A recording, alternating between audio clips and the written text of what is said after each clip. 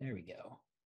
Hello, welcome, ladies and gentlemen, boys and girls, to a really good and kind discussion about The God Is Not Willing. I've got Rapid Jenny with me this evening. Caesar, as I'm like those friends. Yes. Yeah, no, quick Jen to everybody else, Rapid Jenny to me. That's how that works.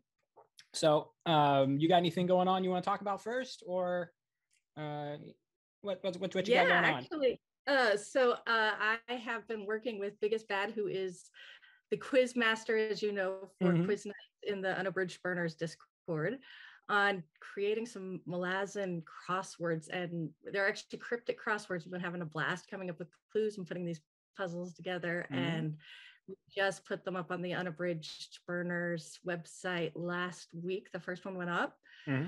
And we're doing them once a week. Every Wednesday, a new one comes up on the website, and we've been having a lot of fun, and people seem to be enjoying them so far. So, well, awesome. I'm going to put the link for those down there whenever people are actually seeing this. So we're going to put that down there. So I guess to keep up with, what's considered modern etiquette on the internet these days, we're going to be talking about The God Is Not Willing, which is a book by Stephen Erickson. Part of this discussion is going to have to do with triggering subjects for some people. And so if that's not a conversation you want to witness or be a part of, I completely understand. But I'm just fair warning, I'm putting it out in front. This part of what we're talking about has sexual assault in it. So if that's triggering for you, by all means, thanks for clicking on in the first place. You don't got to stay. That's totally fine. But yeah, so specifically the Rant and Sarlis stories, because they're kind of interlinked in The God Is Not Willing. If you had to put as quick as you could summarize it, how would you summarize it? Essentially, we've got a kid whose mom is an addict that drives her to have this insatiable sexual need, and that as he matures results in her raping him one night. And in response, she kicks him out because she knows if he stays, he'll do it again. How's that?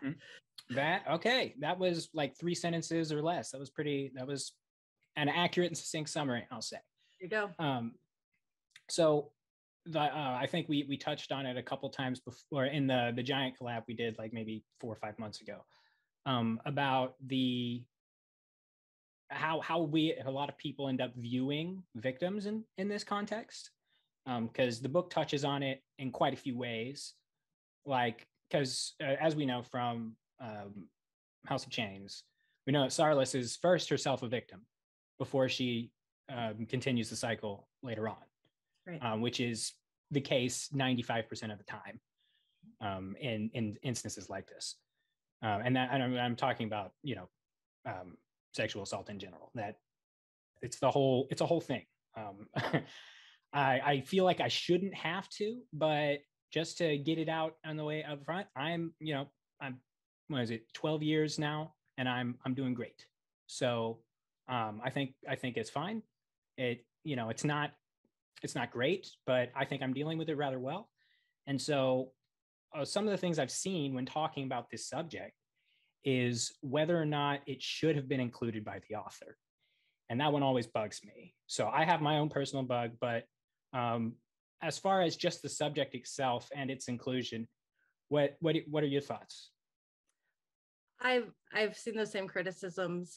They've always baffled me a little bit, the idea that really any subject should be off limits in a work of art.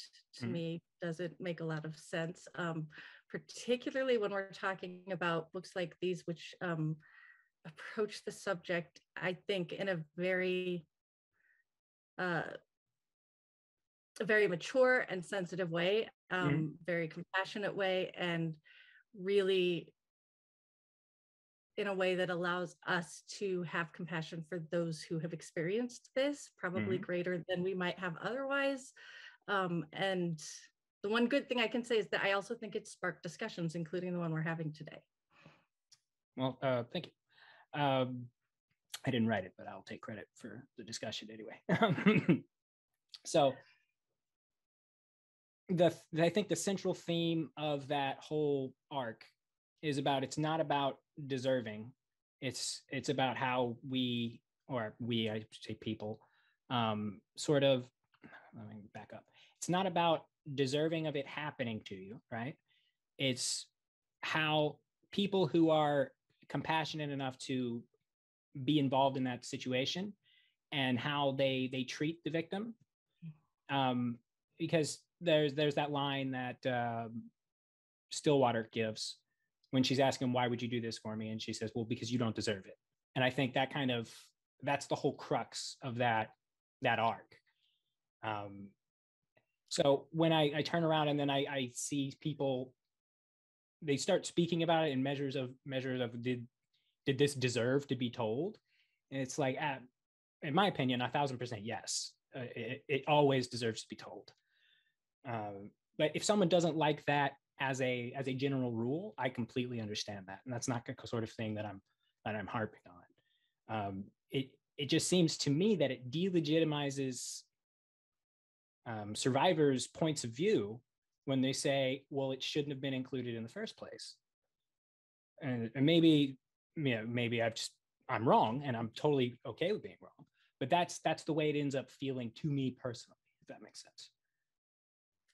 No, I agree. I think if you say that we can't talk about this because it might be uncomfortable for some people, mm-hmm. Essentially you're silencing the voice of those who may have experienced it. And you're denying others who haven't the opportunity to understand better. Mm-hmm. What others may have gone through. It's like trying to stop someone from understanding something that they wouldn't be able to understand bar from actual experience. Because like that's what literature is about, as like a giant, like as a monolith. Mm-hmm. To me, it's about getting realistic perspectives on situations that people have either witnessed or gone through. And you can put them in their appropriate context or inappropriate context, depending on what you're trying to create. But because something is bad, like objectively, I don't think we're going to have anyone defending the subject there. Just because something is bad doesn't mean that it doesn't deserve to be spoken about or revealed or told. I agree. And I think one of the other pieces that always baffled me a little bit is that these books are certainly not unique in tackling these subjects. Mm-hmm. And it's something, rape in particular, that I think we've seen used as a plot point or as something to, used as an excuse for, instead of character development, essentially, that mm-hmm. this happened and now. Right. Right. And it's egregiously, like in movies and TV, especially, and there are so many examples of it being done poorly. Mm-hmm. That the idea that any of the examples in these books would be sort of receive those kinds of attacks when I think they've been handled so well, mm-hmm. is really, really mind-boggling to me. Yeah, so I sometimes I'll read a book and I'll be like, okay, I understand what happened here. And then I'll be talking to someone who has also read that book, and it's like we read a completely different book. Like I've had that happen a few times. So I'm like, yeah. Are you sure we read the same book? But yeah, that's just me. Let me see. Let me look at my itinerary. What did I have? Else did I have on here? Okay. Oh, go ahead. You want to say? I was going to say you started to hit on something that I think is interesting when we talk about this idea of deserving. Mm-hmm. I think that's very much connected to judgment. Mm-hmm. And this idea that we somehow have that right, mm-hmm. that to make that judgment of what another person deserves. Mm-hmm. That's very popular these days. Yeah, I feel like that's very much connected to what you were talking about, this reaction mm-hmm. that people have to these storylines is this idea that it is their role to then judge good or bad. Mm-hmm. Right. And I've read bad ones before. I have. And they had bad grammar, so that's automatically right. Out of there. but that extends to then, I think, in real life, how victims are treated, because when there is that judgment, what follows is shame. Mm-hmm. And shame is different from guilt, and that guilt is direct. It has to have a form, like a modicum of remorse involved with the feeling for it to be really guilt, whereas shame is always directed upon the self and others' perceptions of what whatever happened, whether it's you stole something, you lied to somebody, whatever it may be. It usually has to do with the self, and not usually, it is. So when you bring in trauma into that situation, the amount of perceived, it doesn't even have to be real, it can be perceived judgment upon the victim, can get internalized to all hell. Like, I mean, there's been a lot of talk recently, and when I say recently, in like 6-7 years, about what is a rape culture. Does a rape culture exist? Like, it does, because if it didn't, victims wouldn't have that same level of shame, because I mean, it's we look out and we see it pretty much everywhere, whether it's talking about, oh, it's okay to do this, or this wouldn't have happened if you hadn't done whatever X, Y, Z, which is, completely ass backwards. But I think it goes to, like, most humans kind of behave that way regardless of culture, which is a little terrifying, honestly. But it's not something I have an answer to. It's just something that I know exists because I felt it, if that makes any sense. Yeah, absolutely. I breathed. Sorry. I think another side effect of that culture and that attitude, and that is, first of all, the shame, and sort of this creating a culture in which victims don't feel like they can speak about it, or talk about what they've gone through freely or openly. It also sort of has this othering effect, if that makes sense, on those who have had these experiences, right? Yeah. It becomes very easy to, without like doing it outwardly, but to inwardly separate yourself off from everyone else in the sort of a before and after sort of I guess, mental epoch. And the reality could be that's the only thing that has changed, but without actually trying to move past it, which is not an easy thing. It's not. I'm going to be honest with people there. It wouldn't be, but without an honest attempt at trying to get to the heart of the way you feel about it, you're not going to go anywhere. And then, whatever other people do can just kind of double up whatever hangups you may have already been carrying around. And when it seems like all of society is doing it at the same time, doesn't have to be intentional or not. The effects can be not great, which I think we see with Sarlis. Yep. Like, the becoming a prostitute thing. Would that have happened had Karsa not come through on the idiot attack? Don't know. Causality says probably not, but where we're dealing in this book is the ramifications of everything that Karsa did in book 1 of House of Chains. And so,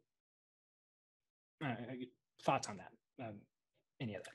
But she also has a whole scene where she talks about that sort of before and after.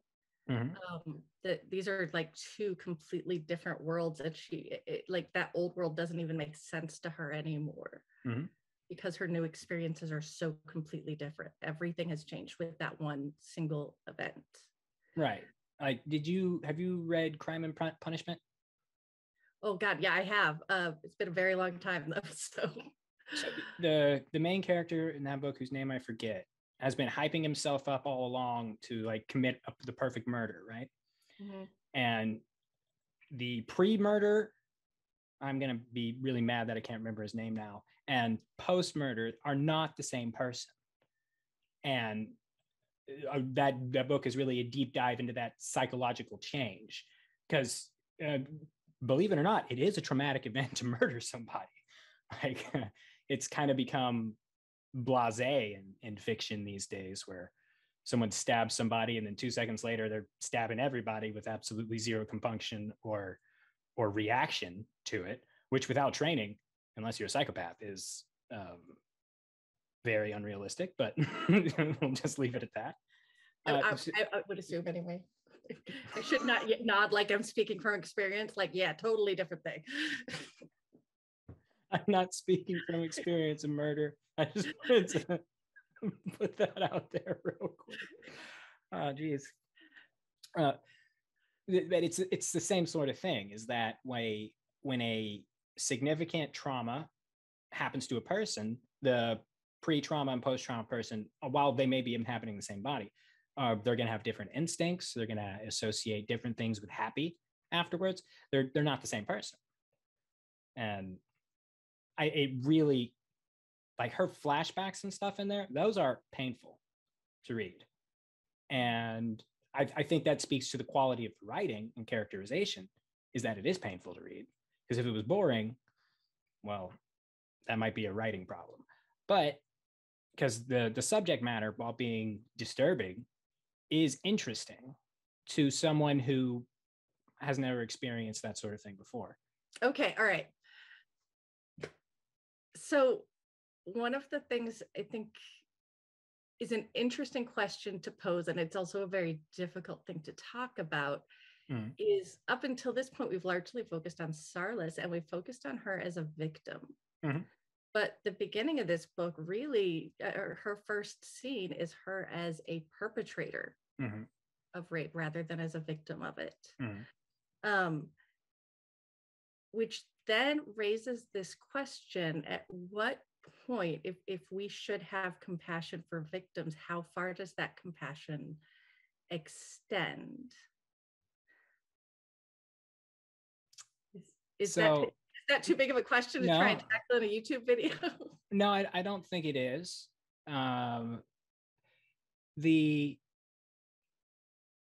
So like I have a saying that I say to myself all the time, which helps me, where it's, because you've had something bad happen to you does not excuse you doing something bad to somebody else, right? Whether that's I stubbed my toe while I was trying to grab my coffee and then the dog came at me, so I kicked the dog.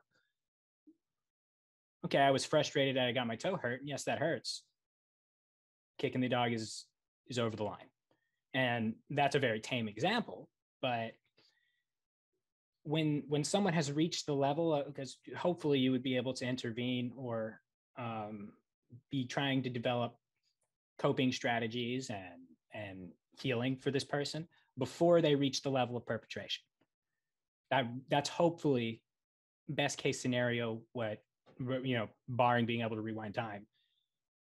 Yeah, you can cut that long pause out too while you're this whole section can does something and still have pity for the person without condoning their actions, which I think is what the healing scene, that's like the subtext of the scene, is because she's gone from victim to perpetrator at the beginning of the book, and then when Bengar and the and Annex Fro and Stillwater show up, they already know, because she tells them about what happened to Rant, like before they even get the whole healing session started.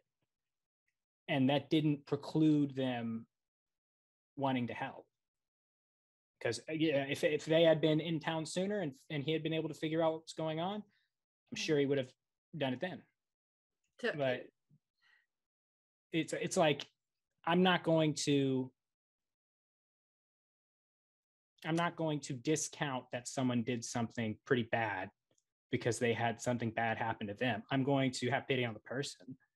But it's like, I've never committed a crime. So it's like, it obviously can't be that hard.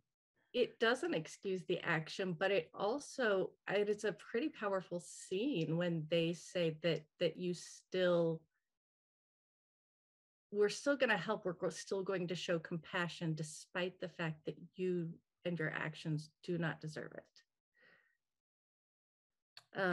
it's pretty big. And I think one of the things that he did brilliantly in this book was set up a character in a story that, first of all, we knew the history of. We kind of saw the seed that began this series of events back in House of Chains.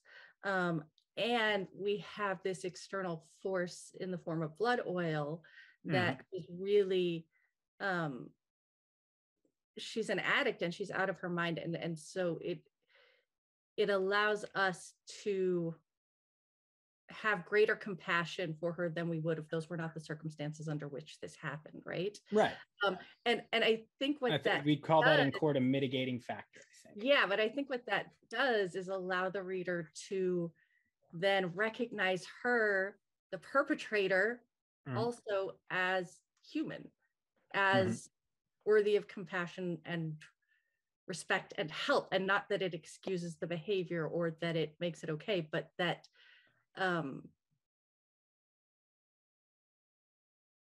that we can, that healing process still has value. I guess. All right, so people who end up committing crimes, even if it is like trauma related, that doesn't mean they don't need to heal in their own way. Hopefully it's lawful. It's a hard thing to talk about, because then you end up feeling like I'm in this position where I almost feel like I'm defending people who have done indefensible things, or that I think it's okay, which I am. I could not be further from the truth. Right. But I think anyone who's gotten this far in this video will be able to understand the point of view that you're coming from. So if someone wants to try and clip you out of context, they can pipe me. But I think there's value in asking those questions. And part of it is, we just dove right into the deep stuff here, didn't we? Like, yeah, we did. No buffer. Nope. So I had a friend in college, actually, that we got drunk one night, and she told me that from the time I think she was 12 on, her father came into her bedroom at night pretty regularly. And it started at the time that her mother was actually sent to prison. And so suddenly he was stressed and lonely. And when we talked about it, she didn't have anger towards him. She knew it was wrong, but he knew it was wrong. She knew he knew that, and that he felt terrible about it. And so her anger was placed at her mom for not being there and for putting him in that situation where he ended up doing these things. And which is completely. I was young and thought I knew everything, and did the whole like, no, that's messed up, and he was the adult, and it was wrong, and he's the bad guy here, right? And that's true. All those things are true. But for her, having that compassion is actually how she was able to cope with what happened to her. Yes. And it wasn't my place to try and take that away from her. And that is a hard thing for most people to realize, is that the way that somebody is able to cope with something that happened to them is not up to them. Because you see it a lot, or I do, where something bad will happen, and then somebody will give them their prescription for getting over it. It's like, oh, your mom just died, you need to take up running. It's like, fuck you.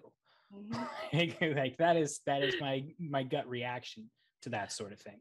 But a lot of people, and I've caught myself doing it to my son. Got a cut on his foot, and I'm like, all right, he's like, I just want to sit here with my foot up for a minute.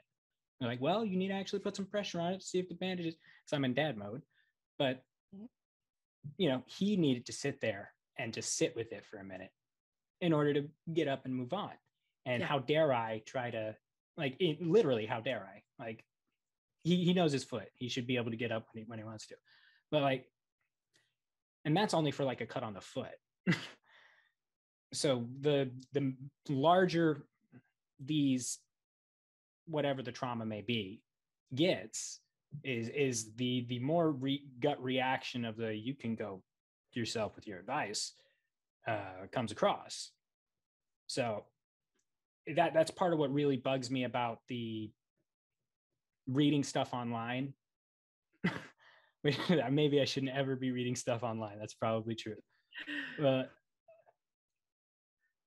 especially on popular message boards these days, I see the same like copy pasted like comments, like they heard it on a podcast or watched a YouTube video on it, and rather than thinking critically about the position, they're just like, okay, that sounds right, and now it's everywhere.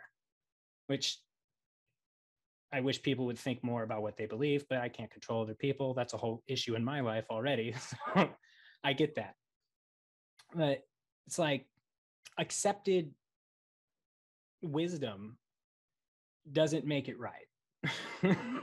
So just because you have 400 or 500 people saying that something could or should be this way, or should have been included because of XYZ, that just because people agree with it doesn't make it right.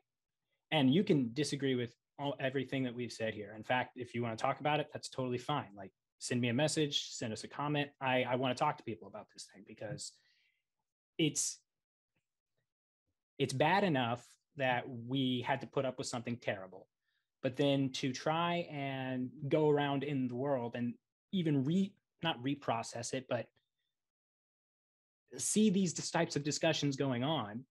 And usually my first thought is, nobody wants to hear from me on this subject. But no, I actually have something to say about this subject, because fuck you, like this is my life. So not you specifically, but you understand what I mean. So I don't know, maybe it's just an insecurity thing on my part. That could be right, but I don't know, that's one of those things that just really bugs me. And so no, I think essentially in the story I just told, where you're hey, what a Sonic plugging Sonic. We're going to see if we can get him to sponsor. Probably not on this video. They're all about discussions of incest, I'm sure. Yeah,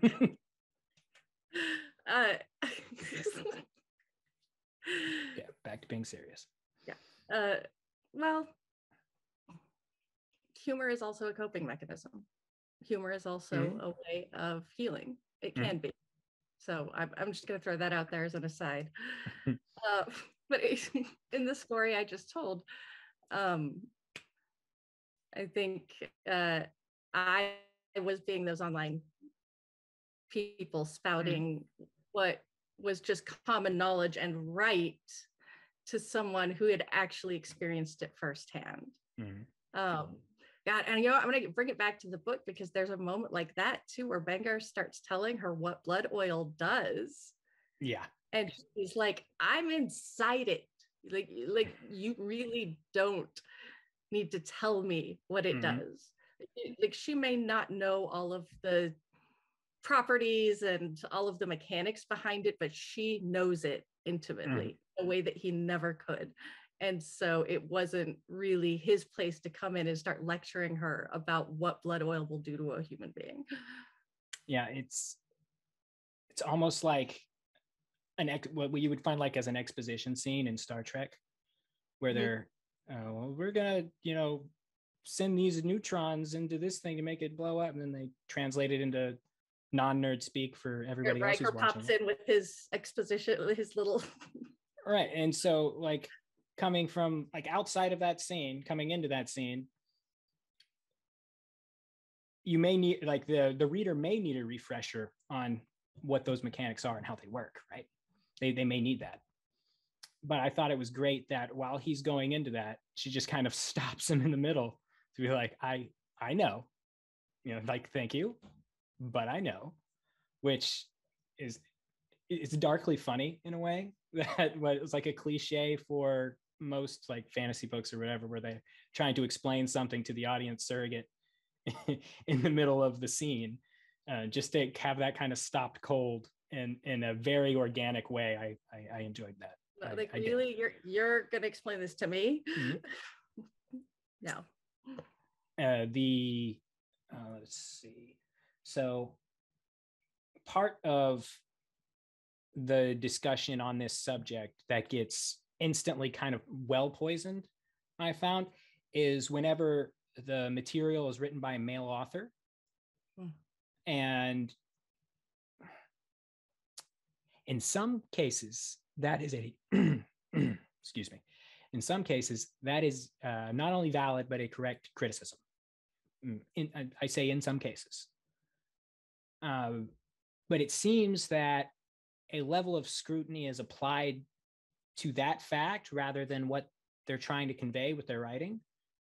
It seems to get weighted in the other direction. So maybe this is just a curse of being a Southerner, but I try to view people in their best possible light when they're saying things to me, or I'm reading a book, or I'm watching something on TV. It's my first instinct, even when I hear something that makes you go, what? To be like, okay, well, what did they mean by that? I don't is that as malicious as it sounds? Am I bringing my own sort of thing into it and making a big deal out of nothing? Because I've never done that before.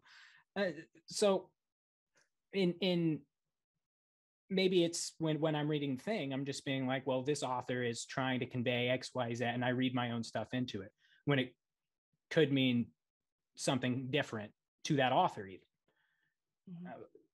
It just seems that the lack of good faith shown to works of art now is really depressing. It's really depressing. I don't even know where to start with this one, because it's such a big topic. Like, this could be its own video in and of itself, I think. Because I absolutely 100% see where people are coming from when they talk about artists of any kind, including writers,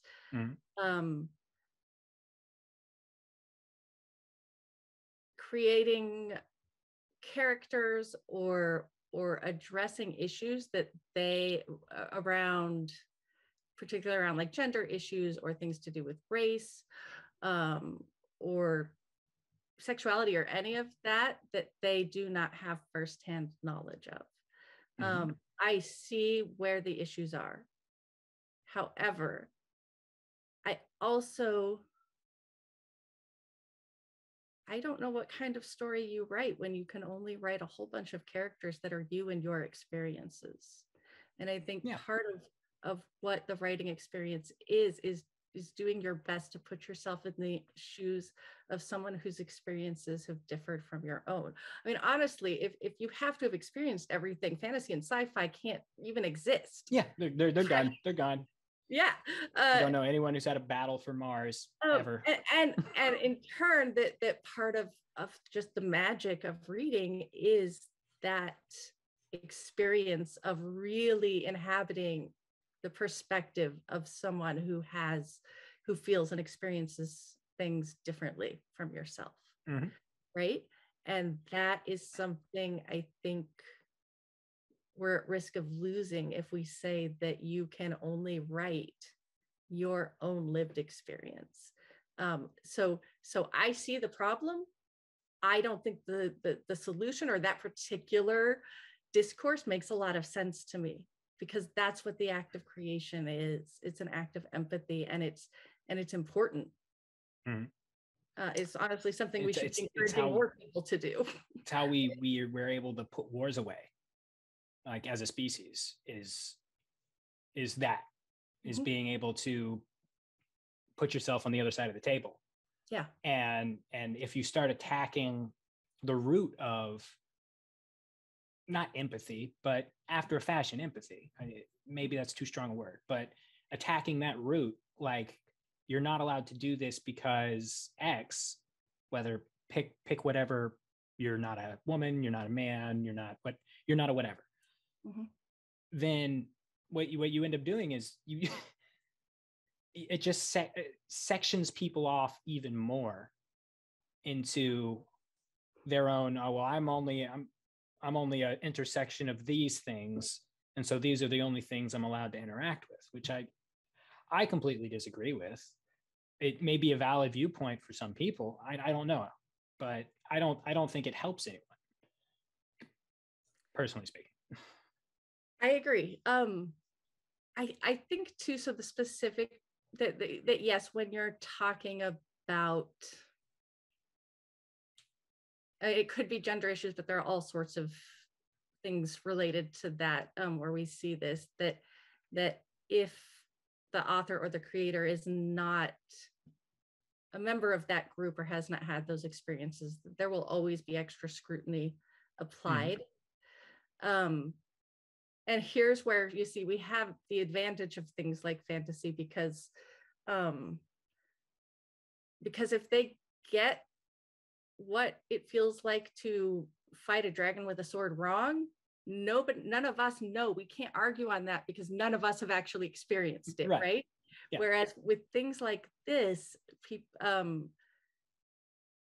the author is writing about things that people have experienced firsthand.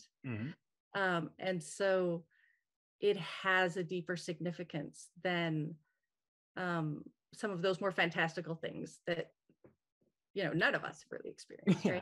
Right? I think it was one of his interviews, Mr. Erickson's interviews. I think it was either with Claudia or AP. All their topics kind of jumbled together in my head at this point. But he was talking about when he was taking the writing course, the creative writing course in Ohio, I think it was. If I get that wrong, somebody. Iowa. I knew it was one of the I states. Yeah, I knew it was one of those. Too. 4 letters. It's a lot of vowels. Was that middle of the country? His instructor warned him to back off on his writing because he was putting so much of his emotional intelligence into the material, like, because that can hurt. Like, it may not be a physical sort of a feel, but putting your head in those spaces and you're trying to do it with honesty and courage is hard. Cue a bunch of people typing in the bottom. Oh, it's so hard to type at a keyboard. Oh my, so oppressed. No, but to do it well, there is a certain level of emotional honesty you have to get with yourself when you're writing something. I'm not a writer. But I think anyone who's ever truly empathized with another human being can understand that it physically hurts sometimes to feel another's pain. And even if these may be fictional characters, that doesn't mean that he isn't hurting along with them, just like we are when we read about them.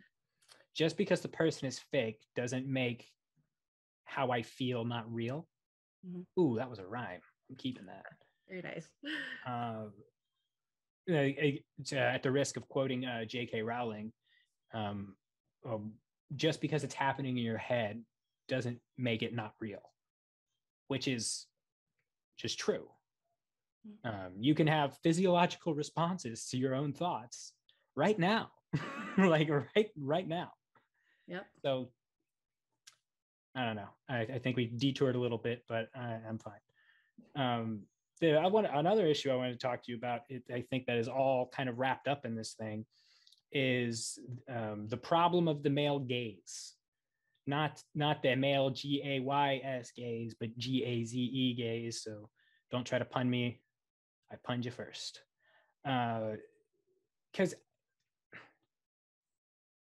like growing up, right? When I was a teenager, you start to notice I started to notice girls around 14, 15, late bloomer. But it wasn't something that someone sat me down and told me you shouldn't do X, Y, and Z because it's inappropriate. It's that I was able to kind of figure that out as I was going, mostly through personal embarrassment from one situation to another, which is part of being a kid, but it's also part of becoming socialized in general. Yeah. So the main criticism that I see that I 100% agree with is that using a woman's looks or a woman's body to try and sell a product not necessarily needs to be done. It's not something that you have to do. Historically, that seems to be one of the number one things to get people to buy something. Mm-hmm. Oh, maybe it's a state of, maybe it's more of a comment on economics than anything else. But that it's like being attracted to someone isn't inherently wrong, right? It's generally what you do with that, which is a really big part of the whole discussion we've already had before. Being attracted to someone isn't wrong. Right. What you do with that is, because you're getting all kinds of legalities and whatnot. Yeah. So I'm going to say, and maybe I shouldn't generalize this to say that my understanding is the same as everyone's, but I feel like this is a term that gets misinterpreted a lot when people talk about the male gaze. Okay. In fiction, in books or movies or anything like that, that this is not about the male perspective, which is a completely different thing and completely valid. Okay, I see what you mean. So somebody says, a person X says, well, in that book, it's a bunch of male gaze problems. The guy's always talking about the ladies' butts, right? I don't see that as a male gaze issue. That is male characters behaving like males, right? That's the thing that I end up seeing is it's usually talking about a character who is doing an action. Yeah. And then they kind of interpolate that backwards, like they reverse engineered it somehow. So whether they know what the intent of writing it that way was, which is another one that boggles my freaking mind. So the male gaze is actually, it's something larger that is a sort of about the perspective of the book itself. So where we are not talking about characters within the book, because I think it makes sense for men in the book to behave and think like however that would make sense for that character, right? And if that character's a jerk, I'm not going to take offense with him then acting like a jerk or thinking things that are, offensive, because that's part of the character. What it is particularly in books where you sort of have this omniscient narration, right? So it's not being told from a specific perspective. It's just sort of this omniscient, like we know what's going on with all the characters, right? Yeah. And in those descriptions of characters and the way they present things, there is this assumption of a white straight male as sort of the standard perspective that everyone shares. Does that make sense? Kind of. I would say from a certain point of view, yes, but also from a certain point of view, no. It's all right. Well, I'm super interested in this. Do you want to hash it out, or should we table it for another time? All right. No. What doesn't make sense? When I pick up a book and I read a book, right? I wait for the book to let me know what's going on. Now, if it's being intentionally vague up top, like we don't know who the main players are or anything like that, my default is to put myself as whoever's point of view I'm reading from. I put me in there. Does it happen that I am a straight white male? Yes, that happens to be the case. So from that point of view, I can see the assumption being like, I'm reading a book, so therefore it's me inside the book. I've done that, especially for mystery books and things like that. But it's for, I guess, if depending on who's writing it, that could also be the case too. But a lot of the things that I have read, they're from the point of view of dragons and things like that at the time. So I usually wait for the book to let me know what perspective I'm reading from. And then if I don't get any help at first, I just put myself in there to be like, oh, how would I feel if I got bit by something, you know, that's I part know. of the reading. I think that's part of the reading process for everyone, hopefully, honestly. It's more, so let's say you have a writer, like, again, not being told from the perspective of a specific character with a specific viewpoint, but just in the course of describing events and particularly characters, where if they never describe the race of a character unless, or the skin color of a character, unless that skin color is dark, and they've just sort of assumed that you and everyone else is this, like that all other characters are white unless signified as otherwise, right? So it's okay. So it's like how there are no girls in books unless we've been told that they have boobs. That joke, right? And so where we don't feel then like, and this isn't always the case, but I think very often there's a level of description afforded women's bodies in books that is never given towards the body of men when it's written by men, and it's not always the case, but again, it's sort of this assumption that because this is what I am interested in when I look at a woman, and this is what I think about, this is the perspective that all readers will have going into this book, right? And it, to me, that's what the male gaze is. And like I said, I don't think it's limited to just a gender thing. It's really sort of this default position. And I'm also going to say it's not limited to male authors.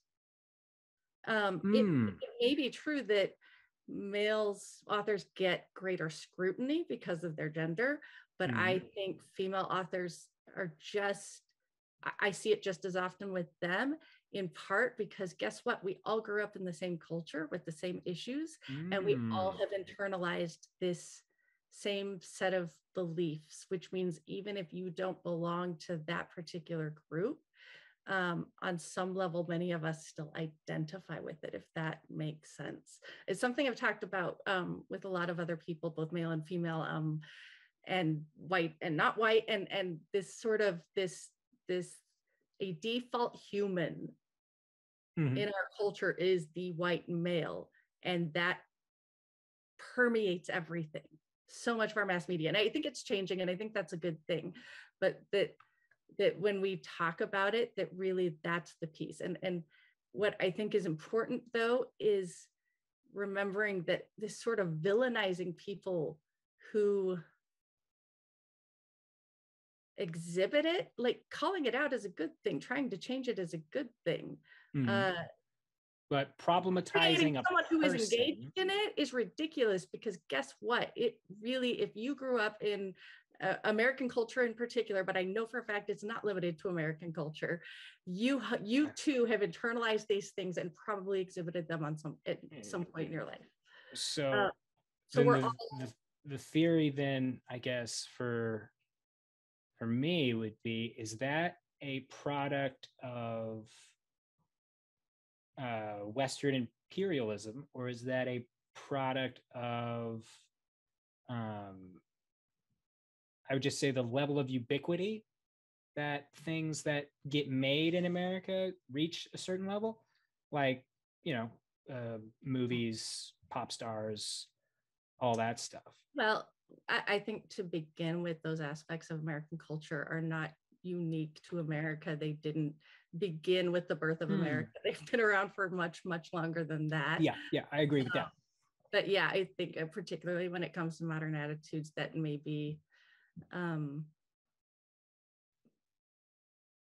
in terms of influence and the sheer like mass dissemination of information and attitudes and viewpoints, that Hollywood in particular has just been vastly successful in sort of permeating culture worldwide. But I mean, there's a million different factors, and I don't think you could ever limit it to one specific influence, because I think that's fair. Again, this may just be because I'm a Southerner, but when watching something or reading something or what have you, the amount of times that I've looked at a book and been like, hey, that's just like me, isn't very high, right? Because there's a level of disassociation with whatever you're engaging, or whatever I'm engaging with. Yeah. And so something that could be seen, like, so the issue you're discussing right now, I'm not saying it doesn't exist. I want people to know that I'm not saying that at all. But the level to which I would notice it is very small, right? Because, like, going over the last like 5 or 6 years, I've been hearing a lot about a lot of these different concepts, and most of the time I'm just like, what why are you yelling at me for liking something? That's whether it's like whether or not that's what they're doing. That's the way it felt, and that's probably my fault. But that is how it was. So I'm gonna have to do extra reading now. So you've given me homework. Made you think. That's what I'm here for. Oh, and so I guess we could get to your big topic. The last one, the I word. So that is depicted here. It's surprising how common that actually is, when like researched, how common that I'm going to put it in this way, it was that crime, how common that is, would be staggering to most people. So I'm going to say, when you first told me the topic, obviously my mind starts to think. I've just spent all week kind of just mulling over the subject itself, in the context of the book, but also in the context of my own life. And I realized there's this like almost gut instinctive reaction when you think about something like incest, which is just wrong, other, bad, right? I think it's one of the few things that is taboo just in every society and every culture, that regardless of beliefs or values, that this is one behavior that is pretty much universally considered unacceptable, right? It's very frowned upon. Yeah. And so it is, when we talk about sort of like this other, like, God, no, that's unthinkable. And yet, as I was thinking about it, and I'm thinking about the number of people in my life I know that have been personally impacted by this issue, and it blew my mind. We're not talking statistics. We're just, when I look around at like people in my life that I've encountered throughout my life, who have experienced firsthand something like this, it's a lot. It's a lot. It's more than I know that I've experienced. I mean, oh God, I don't want to separate it out, because obviously incest can be rape as well. It usually is. And so it's not that, but that typically when we say rape, there's sort of this idea of like what Karsa did to Sarlis, right? Right. That is like the general idea of what comes to mind when that sort of word, default like understanding of what rape is. It far outnumbers the people I know who have experienced that sort of stranger attack, rape, sort of, by far. It's not, so I guess I wanted to start there, because it's not this other thing that happens to other people, or that or that is rare, and like, you know what I mean, that this thing that we like to think doesn't really happen that often, it does. That it's probably the most common form of I don't want to use the word violent, but anyone watching, I bet at least one person that something in this wheelhouse has happened to. or been a part of, or whatever. I think what ends up happening is that it somehow you get like you said, that we have like that gut sort of reaction to, oh, it's much worse because of X, whereas I don't want to, it's not like trying to compare apples and oranges. That's not what I'm trying to do here. Just because something wasn't like physically violent, right? Like getting hit and anything else like that goes with that, doesn't make it not traumatic. And just because it is so common, it's something that I wish there were more types of services and things for, because it happens a lot. It really does. Like, and I'm not just talking about here where I live. It's like, it's quite literally everywhere. So, I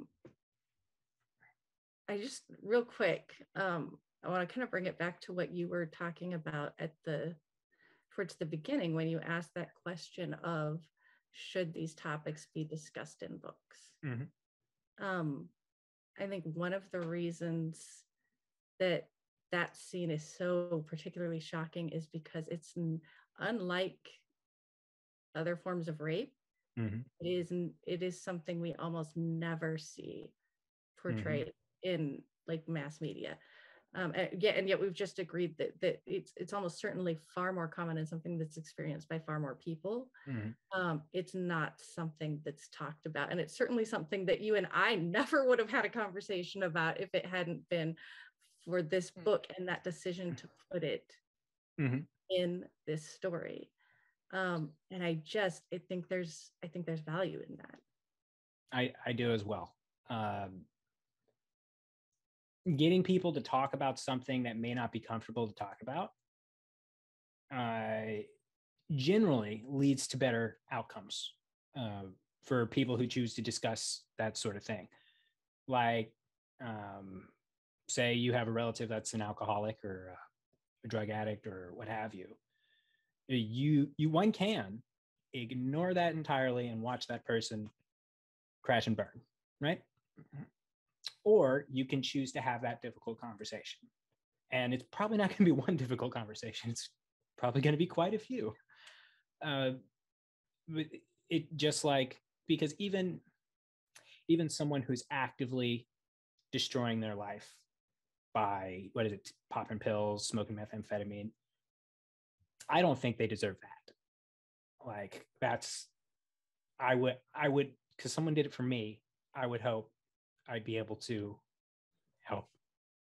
And the thing about addiction is that, yes, maybe the event that started it was one bad decision by a person, because really that's all it takes with a lot of this stuff is that one time. And I'd like to meet the person who hasn't made one bad decision in their life. Yeah, me too. And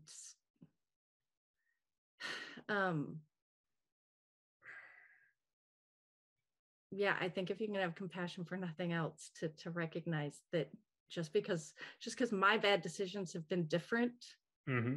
doesn't, just because I made different bad decisions or mine may not have had as many long-term consequences, doesn't mean I'm fundamentally better. Mm-hmm. I just fucked up in different ways, right? Yeah. What's the term is there, but for the grace of God go I think is the phrase. The other side of that is the effect of, because I don't want to be one-sided about it, because that compassion and that empathy are so important, but it's important for all the players, right? Mm-hmm. I mean, having it for Rant and having it for Sarlis, and Sarlis is such an interesting example because we really do get that addiction piece in there with the kind of the incest piece, but it's but that whether they mean it or not, whether it's the effect of the drugs or whatever it is or not, that doesn't also then negate the consequences, right? And the Right. pain is inflicted on those around them Mm-hmm. because of that addiction. That too has weight. Yeah, the ripple effect is I think that's the one I've heard the most. Is very real. It's usually, it goes out further than the person who's in the middle of it realizes. Usually because they think they're better at hiding things than they actually are. But like, and again, part of that healing process is being able to get rid of the shame associated with past actions and turn that into guilt for those actions. And then you build your bridges from there. Yeah. I think this comes back to sort of that firsthand experience thing where when we talk about like that judgment and that compassion, that we're talking about those people. I mean, and I am in most situations one of those people on the outside looking in. Like there are many things that I have never experienced firsthand. Some bad things I have, but yeah, there are lots of experiences. I don't know what it's like to be in that situation. And that it's those people that need to like sort of think about where they're coming from with the judgment, and not those who are affected by this, because I think for anyone who's been traumatized or affected by these, that you know what, they have every right to be angry. They have every right to not have compassion, to every right to feel the way they feel about what's happened to them. And that's something very different from what we're talking about, right? Right. I felt like I need to call that out, that this is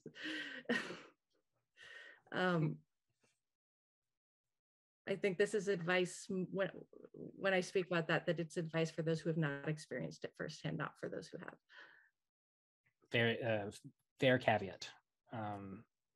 And again, thank you for coming on and doing this. I do appreciate it. If nothing else,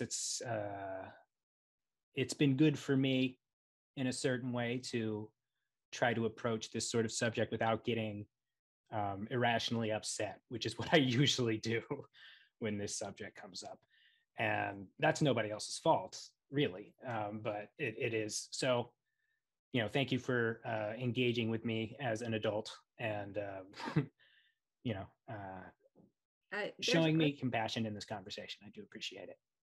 I think there's a time and a place for irrational emotions as well. But it also feels good to get to that point where you can step back and actually start to see things with some perspective, I think. Talking doesn't always heal, but with healing comes talking, if that makes any sense. Which is something we didn't really, I don't think, go into a whole lot. You touched on it a bit, but healing, because I think it's such a big part of the book and all the stuff we're talking about. I really enjoy being able to engage in this kind of thoughtful discussion with people.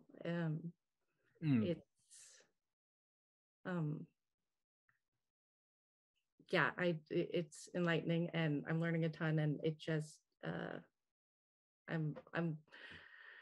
I'm glad you were willing to talk about the hard stuff, because I think that's where the real growth happens.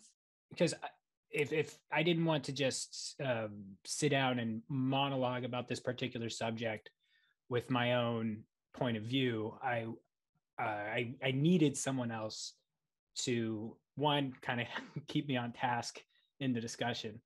Otherwise, I'll go all over the place. And two, to provide a different perspective other than mine.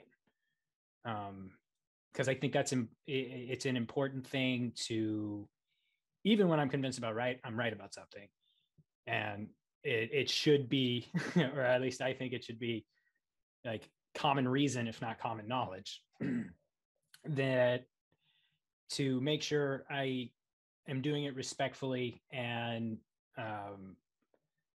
have someone to say no if if it gets disrespectful, for one, because what I maybe consider disrespectful, somebody else may not. Cal, you picked the wrong person for that, right? Disrespectful, you? Never. Well, I mean, I hope I'm not disrespectful, but I'm also really not easily offended. And I obviously, I mean, I jumped on this, and it's not because, well, no, I guess in part it was because of personal experience, but it's also because I don't want to say I like the hard conversations, because that sounds terrible, like I'm getting some sort of joy from this, but if that makes sense, like I think that I don't like it when there are things we can't talk about. Right. And I feel the same way. Part of what made me want to do this in the first place was reading some completely egregious statements that people were not only backing up and endorsing, but were reporting other people's comments for disagreeing with. And it really got my goad. And part of what they were saying was it shouldn't be spoken about. And especially when it comes to healing and things like that. I was just like, what? They were talking about this one book series where one of the female characters is kidnapped towards the end of the first one and has some horrible sort of stuff happen to her, and then comes back to the group of heroes and is distant and aloof for maybe a book and a half. Completely understandable. And then the person who's her love interest, they end up together, like in the biblical sense. And the person was like, they said, you don't just get over trauma by someone being nice to you. And steam almost shot out my ears. I was like, that is exactly how you can kind of help get over trauma, is by someone who you find to be attractive in that way, being understanding, gentle and kind, and showing that it can still be a positive thing. Mm-hmm. And this had like 15, 16 upvotes. And I was like, oh, pull my eyes out. I was very frustrated by that. But I didn't know, I didn't think I could sit here and talk about it by myself without inviting a certain amount of scrutiny and ridicule. And I wanted to make sure that if I did talk about something like this, I did it in the correct way. So that's what I'm trying to do. I don't know if we've done it correctly, but I think, what the fuck does that mean anyways, right? And I'm glad, I don't know, it feels like, I think one of my concerns was that I spent all week going down a certain path in my mind on this topic. And then I was really worried that you were going in a completely different direction. And it turns out we were right on that same road together, and which is nice. And I suppose if you hadn't been, that could have made for an interesting video too. We could have debated, but everything you're hitting on is, and obviously I think we have different experiences, but it doesn't matter what your trauma is. It's important to be able to have that space to talk about it, and to, I think I said this actually in like a video, maybe with Raph or something, that there's value that for every person that may be triggered by a description of something like that in a book, there may be someone else who finds healing from it. Correct. And who are we to decide that one person's feelings are more valid than the others? I think the takeaway from that is no one is in a position to judge the validity of feelings, right? No one really is. But that doesn't stop people from trying. Yeah. And what I hope to do, or what I was hoping to do with this conversation, is show that it is possible to get better, for one, and for another, you can should you want to put in the amount of effort and care, get to a place where you can not only talk about things that are not, that you wish had never happened, but you can do it in such a way that it doesn't make it worse. And from, like, because re-traumatization is totally a thing. I understand that I know that it's a thing. That it's kind of like a exposure therapy in a way, of where you are going to eventually need to address it, because if you don't, disassociation, there's derealization, there's a lot of problems that come with that. Yeah. And so it is possible to get to a place where you can, or in this case, I can, and even though it can seem scary, my point of view isn't the only point of view in the universe. Surprise, surprise. Well, and it is good, and is a positive thing to be able to discuss your own life without being scared of it. Yeah. Yes. And so, all right. So I think personally, I think that needs to be in the video. I think what you just talked about, and I think choosing this book is actually a really great choice, because one of the things, so Erickson is very good at showing the consequences of trauma. Mm-hmm. In particular, the ways in which it may make a person be off-putting to others that don't know the whole story or haven't experienced that trauma, right? Mm-hmm. I mean, the Felicin debate is so fucking old at this point, but time is a flat circle. Time is a flat circle. But what I appreciate about this book, particularly because he's done the other so well in other books, I think if this were the only path in terms of healings that we'd seen within this world, mm-hmm.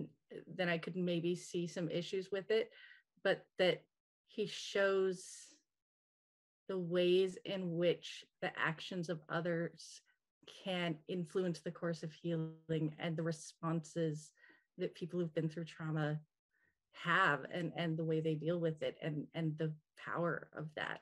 And also just, it comes down to personal, like each of us are unique, and we each respond to things in our own way. So yeah, some people are going to get angry, and some people are going to get withdrawn, and some people are going to make jokes and laugh about it. Mm-hmm. And none of those is wrong, and none of those is, there isn't this one. Sorry, I feel like we just had the conversation that we should have actually had. No, I think we're doing fine. Yeah, it just reminded me of Midnight Tides, because there's that whole discussion about Serendipity in that book. So, oh God, yeah. So I was thinking that's the other example, I think, of sort of where the compassion of others actually influences the course of healing, and how often, both in that conversation with Corlos, it's Corlo, right? The mage? Corlo, yeah. Yeah. And then in a couple different instances in this book, this sort of magic often actually feels like a sped up reflection of therapy in our world. Yeah, and it's usually it's internal. It's just something I appreciate. Is it's not like, okay, I open Dinowil and cast cure trauma. That's not the way that it works. Especially with Serendipity, it's her own mind and spirit synthesizing all of the emotions and memories into a spot where it is possible to keep going, because she wasn't down with that like 4 pages before. And the same with Sarlis. Just because there's a raging ball of blood oil in there doesn't mean that the person who's experiencing what that brings isn't going to have guilt or shame or whatever, but also know that it's not something that's going to go away unless addressed. And part of the whole magic battle in there is mostly with a little bit of help from Binger and Annex Fro and Stillwater. It's mostly her own mind deciding that this is the time to begin. And that's something I appreciate. It's not like, ooh, you are now perfectly healthy. Right? Yeah. Yes. And that it was important that she was an active participant. They didn't go into her mind and fix this for her. Mm-hmm. I mean, yes, it was. A lot of the fun is the battle scene and the fact that Rake shows up, but that this is something that she needed to actively participate in for it to work, right? Yeah. So, on the subject of healing in particular, the way a person chooses to take that first step is generally, not generally, it's 100% their business, right? Is we were talking earlier about how people become withdrawn or jokey, angry, or very angry, or a combination of all three at once, or binge eat or whatever it is that honestly, binge drinker, but everybody has their own reaction, and it's unique, I think. And when that's the noise I just made. When someone is making those first steps, help is generally dependent on, or not help, but the helpfulness of the other people is generally dependent on how they treat the victim. So when Rant first meets Damask, right? And he tells him what just happened and he got thrown out of the house and all that. Damask, having been there when Karsa was there in the first place, so he's got intimate knowledge of the whole situation. The first thing he does is he doesn't demonize Sarlis, because that would be, because he knows what's going on, and so that would be wrong. It would be not factually inaccurate, but spiritually inaccurate to put all the blame in one specific spot. And the other part was he didn't treat him like someone who needs to be coddled or carried or anything like that, which, as far as like reporting and stuff goes, is like a big factor in why some people choose to say nothing, is because they don't want to be reduced to this, right? That's that whole othering part of it. So being treated like a person rather than basically an object, whether it's a conscious thought or not, that is probably the most important thing anyone can do if you're ever in a situation where someone's like, I need to talk to somebody, and so I'm going to talk to you, and you're that person. It's not about you, for one, and for another, treat them like a person, and they will appreciate you way more than anything else, like way more. So that's just a general PSA for people. I really appreciated the fact that he didn't demonize her, and not just because he's aware of the fact that her actions are the consequence of a whole lot of other factors, but because regardless of how traumatic her actions were, she's still Rant's mom, and he loves her. And I think that's when we're talking about things like this, where particularly with incest, because is that these are things that are being done by someone that we love. And that adds a whole different layer to it, because you can't just, they're a bad guy, they're a monster, and I hate them. I guess some people can, but I think it's a lot more complicated for most people. And he recognized that this, regardless of what he personally may think of Rant's mother, that for Rant, she was an important person. Mm-hmm. And still is. Yes. And that relationship, regardless of its current status, is worthy of dignity and empathy and respect. I almost swallowed my own tongue for a moment there.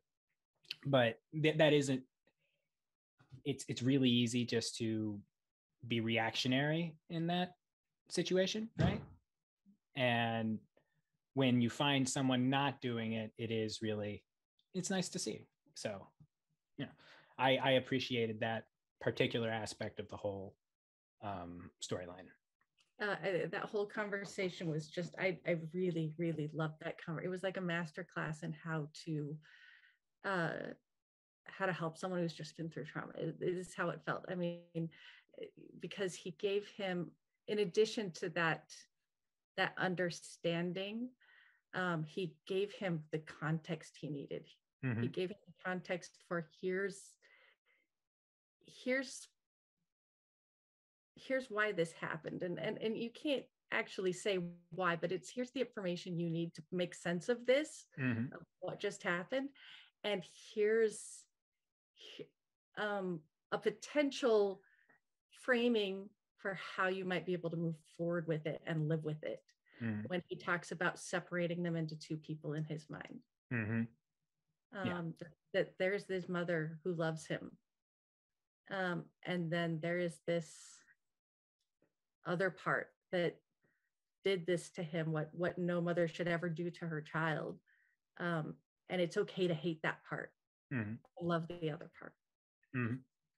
In the Bone Hunters, when Solara is, who is she talking to? She's talking to Barathol, right? When they're arriving at, or they're getting in the boat to go to Darujistan before the Jade Rain happens towards the middle-ish end of the book. Solara is being deliberately contradictory to Barathol and Crocus. One, because it amuses her, and two, to prove an actual point later on.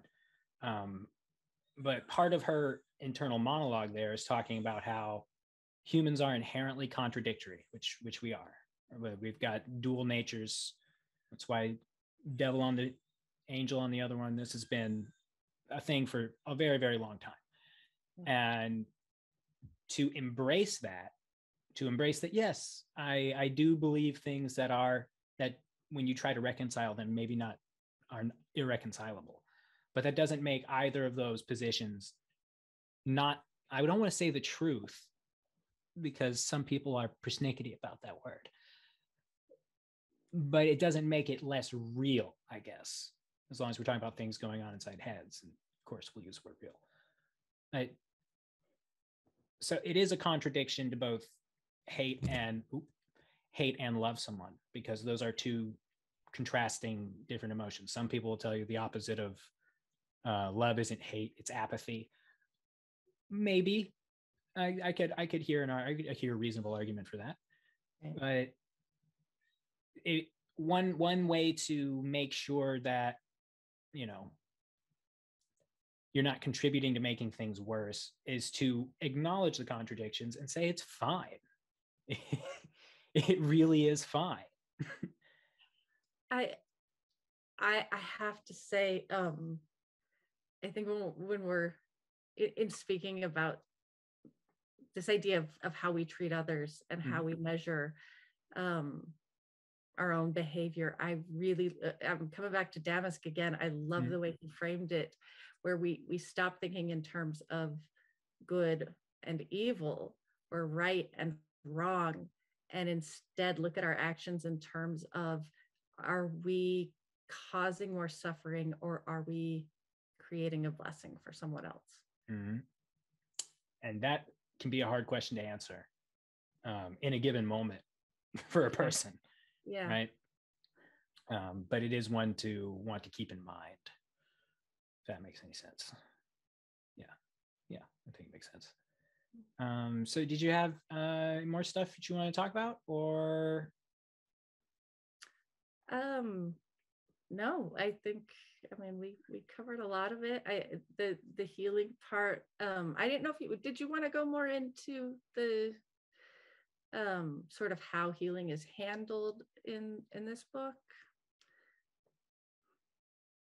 Because we're really shown a genesis for Sarlis to begin her journey towards reclaiming herself. Because what is it, 15 years with poison running inside your mind? They're not the same person. And that person who had that happening to her was capable of some good things, also capable of some bad things. So she has to be able to reconcile in her own way. Just, taking the blood oil poison out, it doesn't make the problem go away, which I think is an important note they hit on like 3 or 4 times during that. It's going to make her actively less dangerous. So that's a step in the right direction. Whereas Rant doesn't really understand to such a level, because he's still very childlike. Like, I want to say developmentally 9 or 10 is the way it reads to me, like a 9 or 10-year-old. He may be 6 feet tall, but that doesn't do anything for. Really, yeah. So that like children are the most resilient things on the planet. Like they can have they can witness some bad things as well, and then within 6-ish months they're not going to be the same person, right? But they can still go back to being a kid. It doesn't always happen that way, especially for people who are in like long-term situations of abuse. That's like a developmental delay issue. Because when you have a trauma, you're an adolescent, your brain stops developing the socialization on the level that everyone else is until that person can start to move past it in certain ways. Sometimes it's not even dealing with the whole problem. It's just being able to turn down enough of the valves to get everything moving again. So he's still mentally a child, but his resilience, his like childlike resilience is still there, which I think is very important, and is what's going to help him become more and more healthy as he goes on. I agree, and we talked a little bit about this, but it was kind of when we weren't. I don't know if that'll be included or not, but I think it was nice within the context of his other books and within the like having the history of the Book of the Fallen, where we've seen lots of examples of characters who've been through trauma and then do not have any support or any opportunities to really process that trauma and the consequences of that, the very negative consequences of that. Mm-hmm. And Felicen. Yep. Example right one. The top example, I think, for sure. And it was nice in this book to see, we did talk about Serempedic because I think she's another example of it. Mm-hmm. What is possible when someone who's experienced trauma then has access to those supports and to compassion from other people mm-hmm. around them, how that can also influence the course of healing. I think Janeth is another example of that sort of dynamic, because her whole thing is incredibly malicious and disgusting. Like the whole what happens to her, it's not great. It's not a good thing. I don't think that's a hot take, but you never know. And the way it's handled with her is it happens not once but twice. Like she was already a prisoner, and then left to die and then found, and then she becomes a prisoner again. And at towards the end of that arc is really about her taking control of her own life. And part of what I like about her and Tehal's relationship is that Tehal has zero, well, he's got hangups, but that's a different story. He doesn't view it the way I would say a 21st century person, in my experience, would.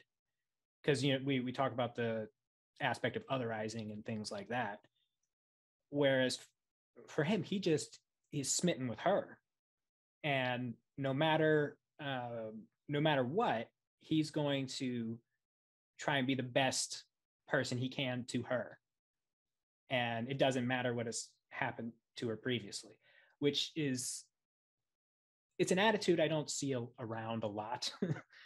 Because I think there's this sense that, like you said, this someone who's been through something difficult, we've got to treat them with kid gloves, that sort of treating them, continuing to behave as though nothing has happened is cruel. And I would agree that there's that to try and pretend that she hasn't been through drama could have created issues, but to accept that and still see her as a person that he loves and treat her accordingly.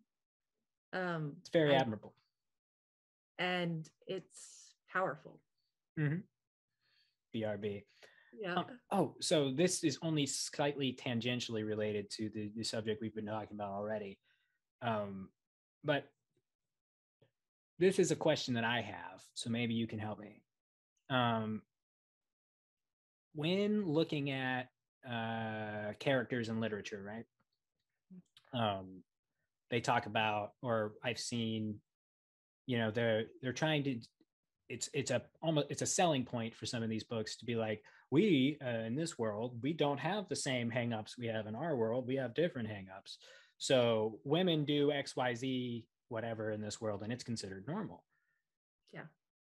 There's part of that I find really disrespectful, like on behalf of women, because it's like, okay, maybe this is like something that's completely my fault, but so they're like, all right, so we've made this female character who now she carries a big fuck off sword and she fights people all the time and she's just a total badass.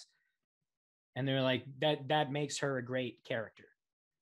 And I don't agree, because you just taken something that's been stereotypically male and, for lack of a better term, slapped in a vagina on it and said, hey, this is, you know, female empowerment now. It's one of my favorite terms, slap a vagina on it. So it's I don't know how else to put it, because that's literally what it seems like to me. Well, yeah, that to just write male characters and then say they're, you know, to write them exactly the same way you would write a male character. I have an issue with those characters, but I think it might be a little different than yours, in that, honestly, for me, that just feels like some fantasy idea of a woman, in the same way that the helpless maiden does. Yeah. It's like, but then I have to stop and ask myself, like, is the big, strong muscle man with his sword any different than a male fantasy like a fantasy version of what the ideal male, right? And so, right. That's part of why we like these books. But yeah, when I look at that, I don't think, oh God, yes, this is a woman I can identify with because she's strong and tough. Like, it feels like it feels even more removed in a way. To me, it feels like pandering in an odd way, because, like, saying that, okay, now she's a strong character because she's doing all this stereotypically male stuff, it seems wrong. It seems wrong to me. Because what we've done is made the definition of strong to equal male. And that's not the case. Right. Like, you're like, this is gonna blow some people's minds, but is to behave like a man. Yes. In 1700s New York and Virginia, 90% of the bars were female owned. 90% of the hotels were female owned. A lot of the farrier and like fixing up wagons and horseshoeing horses stuff, those were also women owned, and men worked for them there. And they also didn't drink water because water wasn't great. And so they're drinking ale all the time. But it was only in like the latter half of the 17th century that the Puritans who were writing the Constitution were like, we need to change that. I don't like it because it makes us look trashy. He thinks that stuff is like drinking at 2:00 in the afternoon and having a lady tell him to get out of her establishment because it did belong to her was probably too much for them to handle. And so even as recently as 300-400 years ago, business acumen is a form of power. Property owning is a form of power. Like to turn around and then be like, oh, well, now she's strong and powerful because she shoots guns and jumps off of buildings. It just like it's like discounting anything that women were able to do by themselves. Like to try and say, oh, well, now that you're running a 40-yard dash in 4 seconds, now you're a strong character, is like, that seems wrong to me because it seems disrespectful. So yeah, now that I see kind of where you're going with that, I could not agree more. Absolutely. That essentially both versions, this sort of helpless female and this warrior princess, discount the reality of female strength. Yeah. Because like I have 6 sisters and 2 brothers, right? So I have a huge family. And never once in my life have I looked around and been like, yeah, those women are weak. It's just, it wouldn't occur to me. Because for one, they've thrown me in trash cans before. I deserved it. But, I physical strength has nothing to do with how strong of a person or a character someone is. And so to see it equated back to violence equals power over and over and over again just gets on my nerves. Maybe that's I'm being patriarchal again, but no, that's what it seems wrong.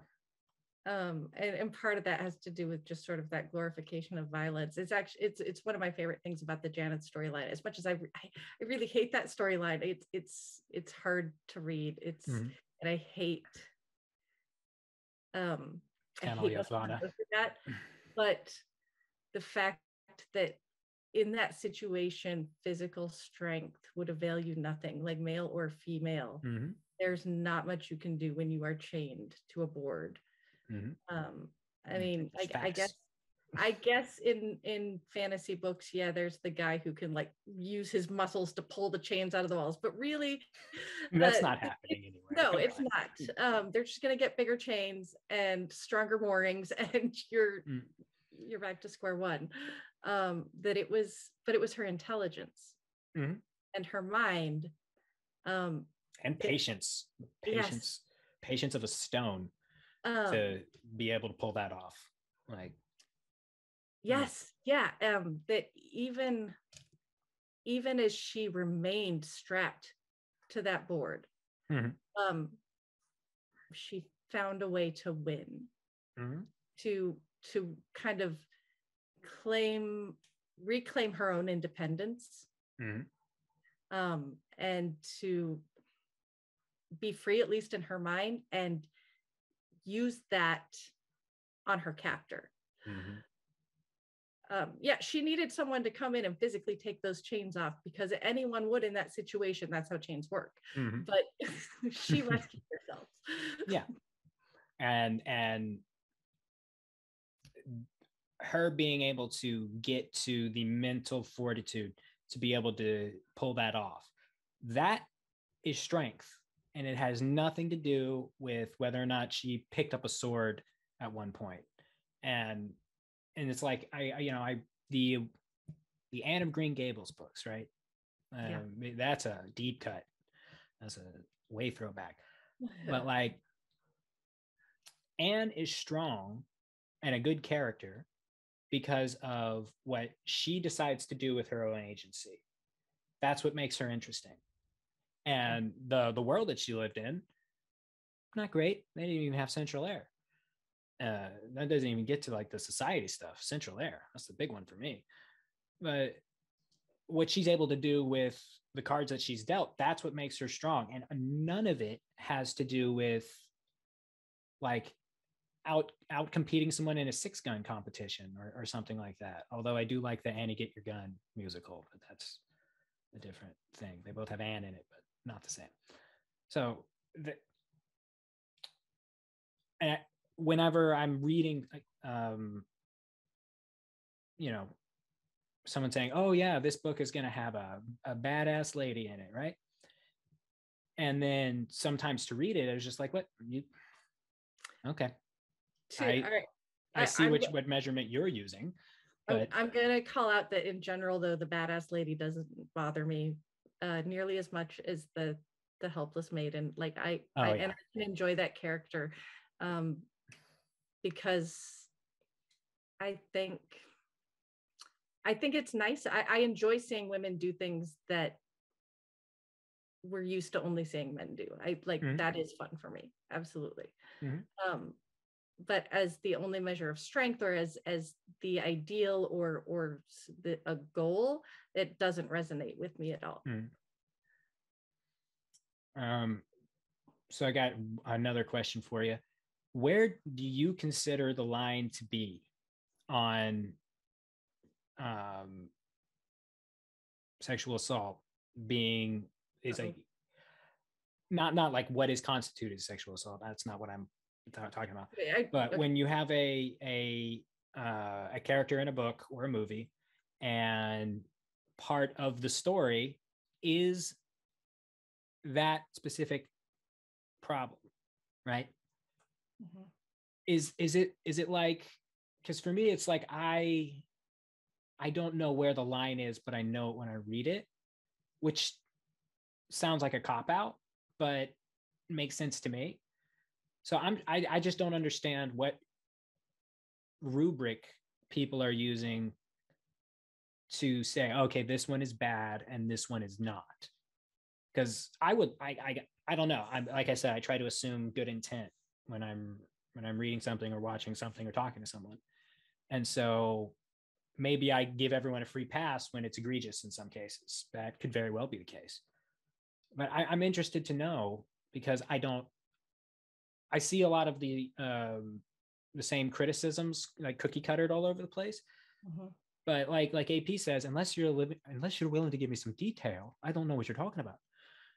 So it's like, I don't know. I think there are a lot of examples, a lot of valid concerns, particularly around this idea of like an easy plot device you can just throw in, or something that gives the female an excuse to then turn into that strong badass out for vengeance, or even worse, a male to then go out and seek vengeance on her behalf, this sort of an opportunity to be the hero, right? But for me personally, and this is just a personal response, I can't speak for everybody, the line is when it starts to feel like the author is getting off on this description of rape, like there's something relating about it, right? That this should be, that reading about this should almost be enjoyable for the reader, or it's very sexually charged. That is that I guess that's my, I don't want to say that's my line, because it's not that those other things don't bother me, but that's the one that really gets to me the most. And it's something that I very much appreciate in these books is, I think while it's something that happens to characters in the series, we rarely actually ever see the acts themselves. And when we do, it's a very clinical description. There is no sexual undertone to it. It's usually completely implied. Yeah. And like we can take House of Chains as an example. The Sarlis scene, there's other, it basically just says he lay down on top of her, and that's pretty much it. That is enough information for everyone to know what happened. And it didn't seem to go more than that. Just like in Dust of Dreams, chapter 15, the most infamous chapter in all of Malazan for some people, with Hitan or however you say her name. Again, they talk about psychic distance, about being far away from the act itself while still trying to make sure that it comes across in a manner to which you know what's going on, right?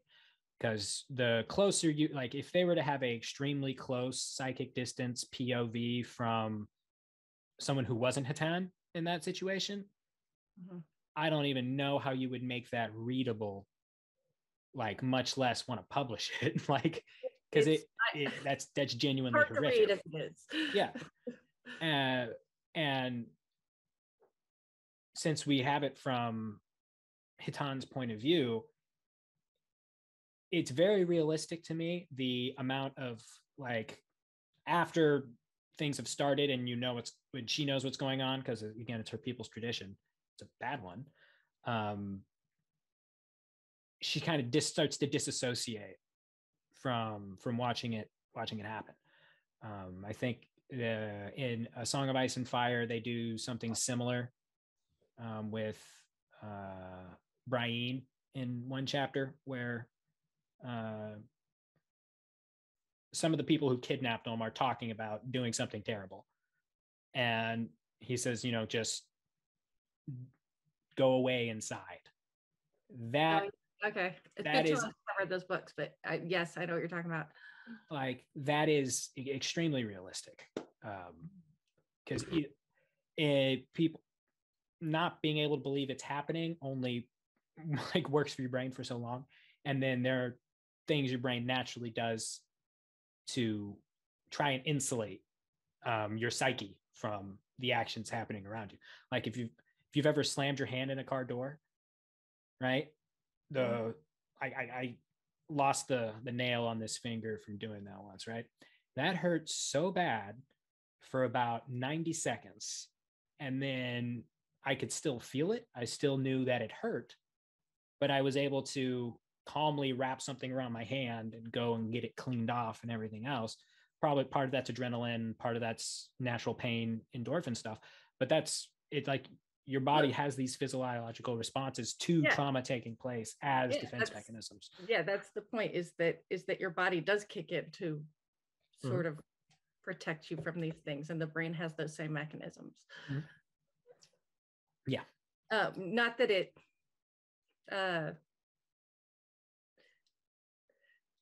negates the trauma in any way. But no, I don't think anyone engaging in good faith, I don't think they thought that's what you meant. But yeah, okay, thank you. Just it's hard to talk about these things, and I've said this a lot of times, but I really do think I think it's important to have these conversations. But there's also, it's so easy for meaning to get misconstrued. And or for that my phrasing's going to be wrong and it's going to come out. So it's okay for phrasing to be wrong. It's fine. Yeah, I'm trying to be careful, but that there is absolutely, I think, that our bodies and our brains have some built-in mechanisms to help us survive. And that is what they're there for. Hopefully, a person won't ever have to use them, or won't have them activated, I guess, for lack of a better term. I genuinely believe that. But it's also something that I'm glad it's there, because it's not great. Yeah. So yeah, I hate that scene. I hate reading that scene, but it's the way it's handled and the fact that it's very much about her viewpoint and how she survives, because Haitana is a fighter. I mean, that's she is, and we know that about her from day one. And also the fact that we know her and that we know she's a fighter, and to see how much this breaks her despite all those things, that it doesn't matter how strong you are, that some things are too much for anyone to really truly rise up under, I think. And I think it's important to say that not everyone has the same threshold for when something doesn't even have to be of this sort of nature becomes traumatic. Everyone's got a different sort of threshold. Like if you talk to anybody, like, I mean, literally anybody for long enough, they can tell you some things about their life that are frankly horrifying. And again, it doesn't have to be things of this nature, but like, I truly believe everybody on planet Earth has had something, life forming that happened to them that wasn't great, to be using the most understated understatement of all time. But the way people deal with, like, people try to measure their let's go with full metaphor, measure their trauma dick with other people. And it's like, of all the things to waste your time on, that's not great. But I don't let people to think that I'm advocating you should just go up to a stranger and tell them your trauma. No. What I find to be hopeful is that even, everyone has had something not great happen to them. Like, well, it's a parent dying, a child dying, you ran over the dog with the car, everyone has had something bad happen to them. And when someone is willing to trust you enough to share that with you, you should treat it with respect. Is what I find a lot, at least on the old message boards, is it does become a contest between people. Like, say someone's opening up about something, and then a person reading that thinks that is their cue to not only join in the conversation there, but to try and put their bona fides out of bad things that happen to them. And that doesn't delegitimize what happened to them. It's just, that ain't it, Chief. Like, well, and what, in the same way that, like, how we react and how we heal from trauma, I think, is in many ways unique to each person. So is what becomes a trauma in the first place is different for everyone. So that it is possible that two people could experience essentially the same event, and one is traumatized by it and the other is not, and it has nothing to do with strength or weakness. It's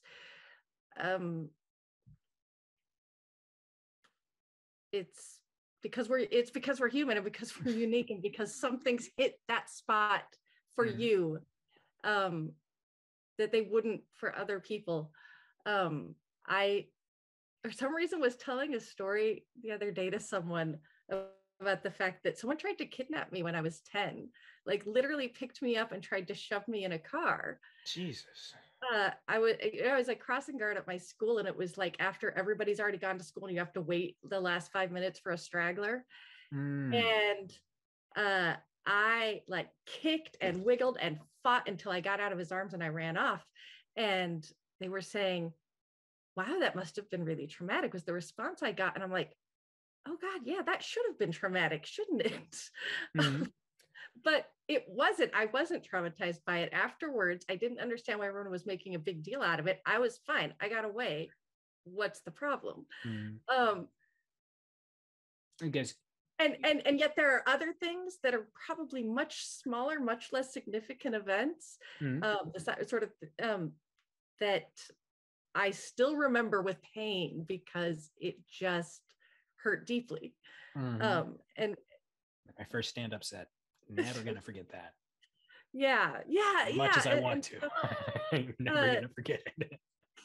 Respecting that just because you might have been able to experience something and been okay doesn't mean that everyone will have the same reaction, or that they are okay, or that they should be okay.